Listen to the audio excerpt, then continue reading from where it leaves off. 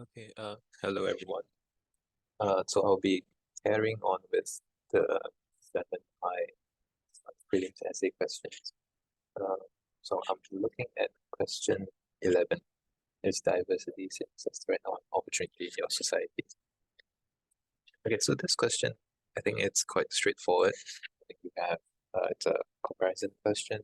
You have a constant, that is diversity, and then you have your contention, which is perceived as a threat or opportunity in your society. So I will start with unpacking the key terms. So for diversity, I think you can think of it broadly as something like differences in the people, your populace in the people. So it could be things like cultural differences, cultural, ethnic, racial, religious. I think even things like socioeconomic background would be relevant.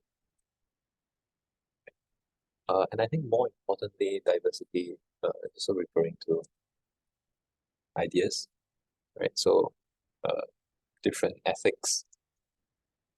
I think about ethics, life priorities, uh, political opinions, right? So all these things are diversity in ideas. So these are some of the things that you want to touch on. The the the, the greater breadth that you're able to cover, I think, would make for a more comprehensive essay. And then threat or opportunity. Threat or opportunity. So I think what you want to opportunity. I think what you are looking at is the idea that uh, diversity, whether it's perceived to be something that harms or is favorable, right? Whether it's harmful or it's favorable to your society. So I think at this point, when you think about threat or opportunity, what should also immediately come to mind, and very importantly, is to whom, right? Because you don't want to treat your society as a monolith. Right? There are some parts of your demographic which would be which would take well to certain types of diversity, and then there are different groups of people who would not take so well to diversity. So, like an obvious example, I think, would be varied political opinions. I think maybe uh, activists, they appreciate that, but then maybe the government would not so much. In fact, they might actively resist a movement towards greater diversity in that regard, right? So, um, in that sense, I think this essay, this question, uh, would give you a lot of space to be evaluative, to um, be more discerning and deciding which uh, parts of your society would appreciate what kind of diversity. Yeah. Yeah, and then in your society, like I was saying in the other question about whether a sense of wonder is still possible in today's world. So I would recommend giving the context, writing, listing down some attributes of the context. So in this case, in your society, for my convenience, I will do the Singaporean society. Uh, so some aspects of my society, maybe we could say we are pragmatic people.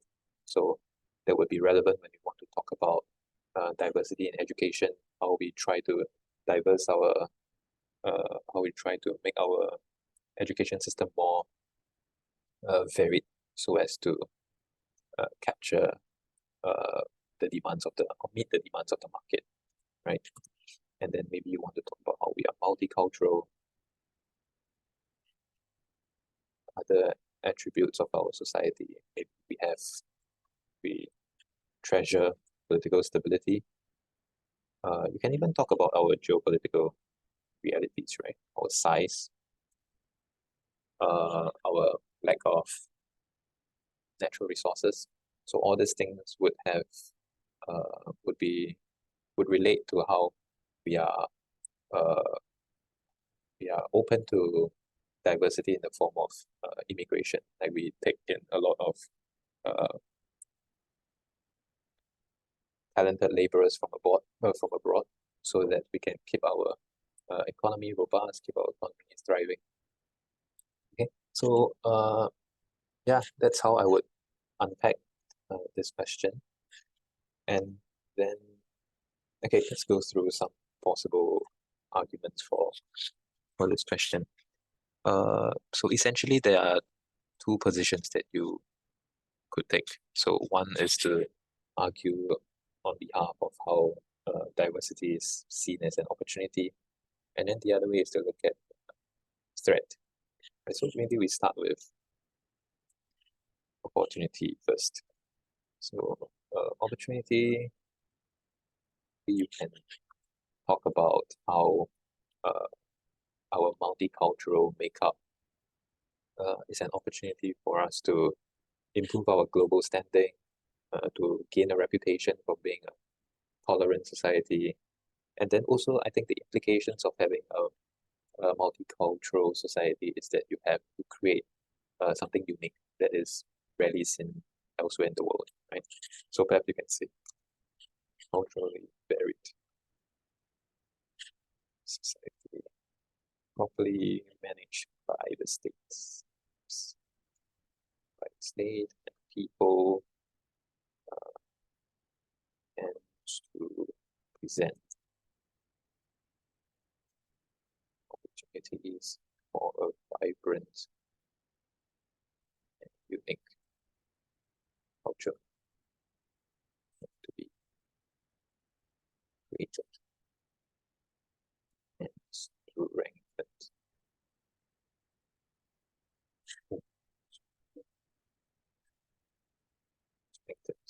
Right? So essentially what we want to say, oh, let me just say, is that in this case, diversity is an asset for us, right? It's an opportunity for us to create something unique, something special that sets us apart from different societies in the world. So you may even want to add like the intended outcome, right? The outcome of embracing such diversity is the possibility of harmony.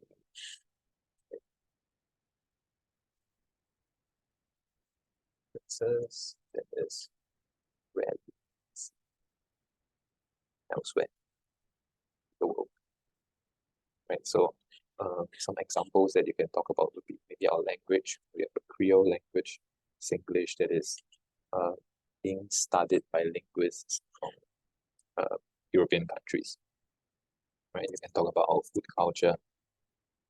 We can talk about how we have a lot of cultural hotspots. And then what this means is that we are attractive place for tourists to come to, because they can enjoy different cultures in their elements, right? And then improve global standing. I think recently there's like a study done by Pew Research Center about how Singapore is one of, if not the most, religiously diverse societies in the world. Yeah, so that's something that having a culturally diverse demographic tend to provide opportunity for us to gain a better global standing, better reputation, improves our credentials abroad. Okay, so that's one argument you can make. A different argument, maybe you want to talk about something along the lines of education, and then relating it to our economic needs, right? So because previously we were talking about how we are pragmatic people, so we based a lot of our policies on what is most efficient, what is most prudential for us, right? So I can say that diversity in education, training, has gained currency and favor in recent times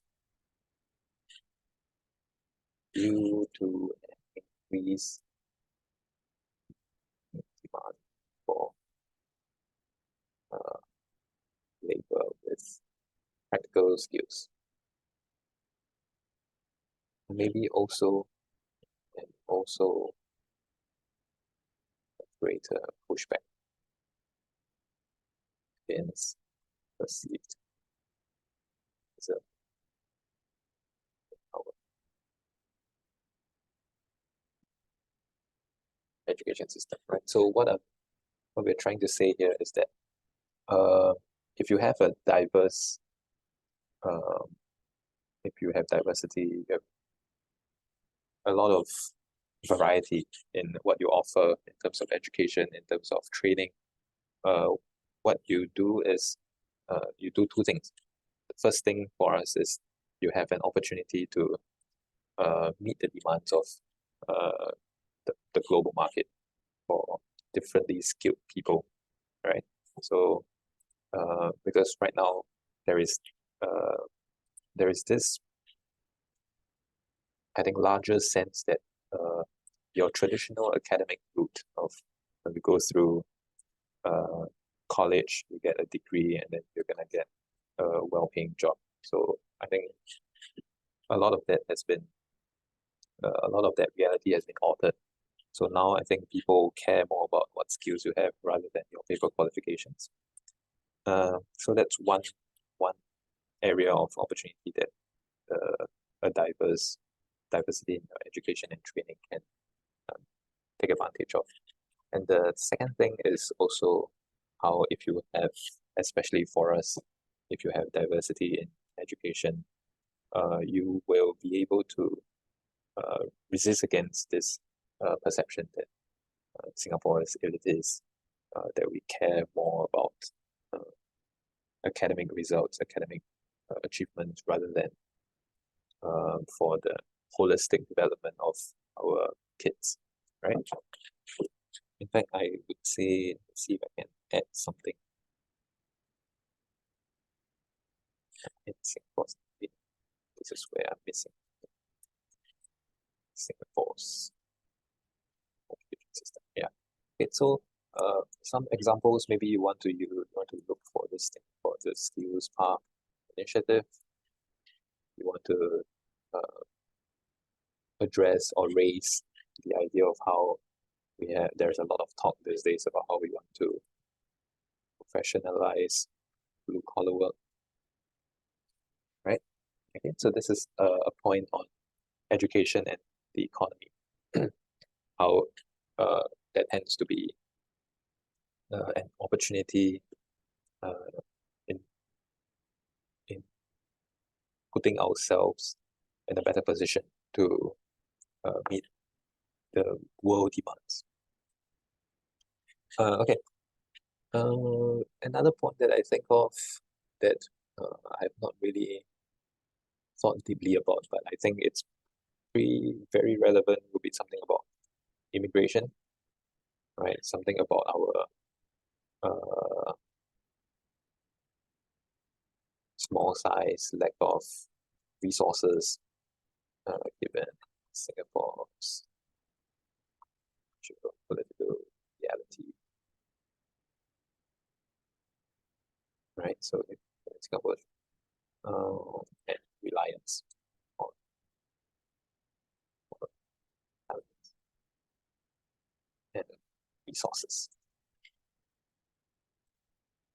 right? So this one is a very rough point. I think you can try and polish it on your own. But the basic idea is about how diversity is important for us because it gives us an avenue to be relevant, right? Be economically relevant, to continue to maintain a robust economy by tapping on talents abroad, by absorbing certain know-hows, certain expertise from abroad. Okay. Yeah. Okay, then now I think we can look at some of the threats. Right, the threats. I think the foremost one is probably about diverse opinions, political opinions. So maybe some forms of diversity, such as those of political nature, are looked on as suspect by the ruling incumbents, right? And then you can try and show a little bit more nuance here by suggesting, well, the citizenry appreciates differences in political views as a means to check on the government, politicians, or the ruling party. See it's a nuisance and go to societal progress, right? So I think that's has always been the narrative, especially in Singapore, that one of the reasons why we are doing so is because we have some kind of political stability. So we want to preserve the political stability, and in order to do so, sometimes we want to limit the variety of voices out there that would be obstructive to the kind of progress you can make. Yeah, so and there's always this idea that that the opposition, like there's always this attempt to discredit the opposition because what their their ideas are not meritorious, right? They don't provide anything useful to governance, to effective governance, and therefore let the ruling party decide on what is the best way forward, right? So I think you can use the examples of how there are different legal instruments to restrict political free speech, right? You can also talk about how the arts, especially those with political messaging, are censored, curtailed, right? Okay, so there are some examples of filmmakers who have had their films banned, documentary films about political dissidents, graphic novels that had their funding withdrawn because of unacceptable political messages, right? So all these are examples that you can use. And then maybe you can also talk about identity, right? So differences in meaning, identity can sometimes cause friction to digest views in society. The pace and need for policies to follow or reflect evolving social norms. So I think this one, maybe the immediate example you can think of is LGBTQ plus rights, right? 377A.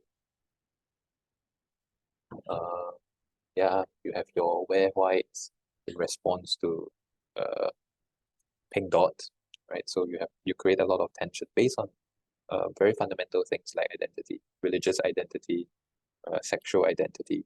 So this diversity in this area, when they come into tension with each other, you have some kind of divide in society, right?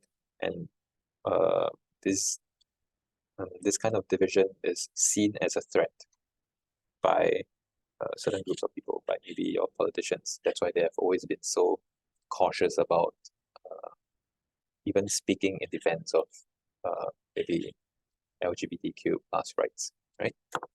Um, and then maybe something else you can talk about is diverse viewpoints. Viewpoints can drive a wedge in the social fabric of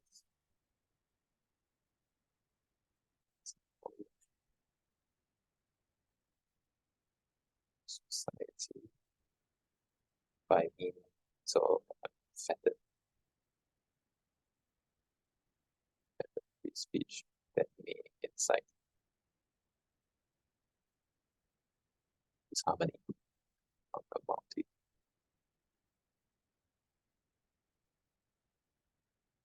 Okay, so this one sounds similar to the previous point, but I think there's an important difference.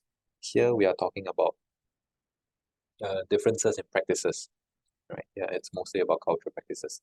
In fact, if you want to say something more other than sexual identity, you can talk about the Tudong issue, right? You have Tudong is recently they have loosened the restriction a little bit, but then it's still restricted in schools. Like so, students are not allowed to. Muslim students will not be allowed to wear their tudong. Uniform groups also, so police, army, they won't be allowed to wear. They will be allowed to wear their tudong. The restrictions are looser now, but then there are still in place in strictly in certain areas. So here, point two, we are talking about practices, right? Some certain practices, diverse cultural practices can be can be seen as a threat. Here we are talking about views, right? So different voices, whether it's possible to be a Holocaust denier, maybe, whether it's can I voice my hatred for particular racial groups, So all these things are would come under diverse viewpoints, and these things I think generally we accept that it's a threat. Uh, we censure them, and then you can talk about the Maintenance of Religious Harmony Act. I think that's what it's called, MRHA. So it's a law that we have in place to for the purpose of preserving racial harmony, right? Okay, so mostly this is what I think this would suffice in responding to this question. If you want a thesis, I think we can go for something more once we don't have to pick one side. We can say that it's generally seen as an opportunity, but then there are certain lines that we draw, right? There are certain boundaries that we should not overstep, and namely those relating to racial religious identity, right? So maybe your thesis could be something like given the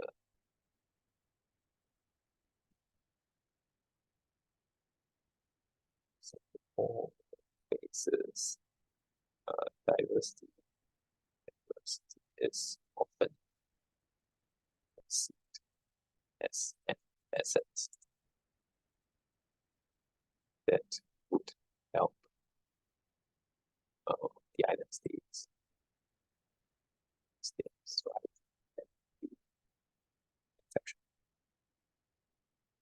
in spite of all its vulnerabilities. Right? So then we can say, nonetheless, is high regard for variety. It's not without exception. Right? Let's say when pitted against the state's desire to preserve the harmony of its multicultural makeup, Singapore seldom is about a free and varied.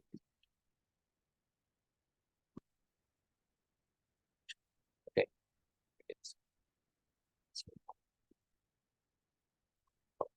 okay, so this one would be a possible thesis, I think.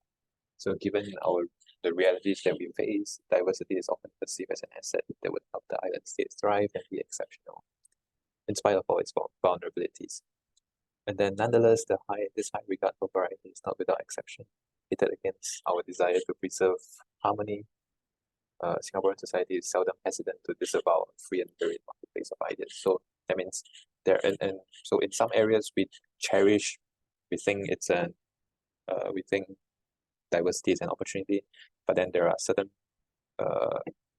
we have certain priorities, especially in not offending the sensibilities of our multicultural makeup, right? We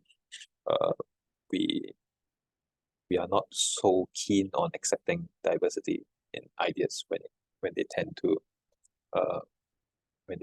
undermine social harmony.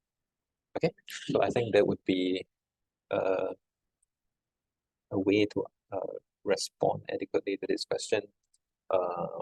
Yeah, thank you.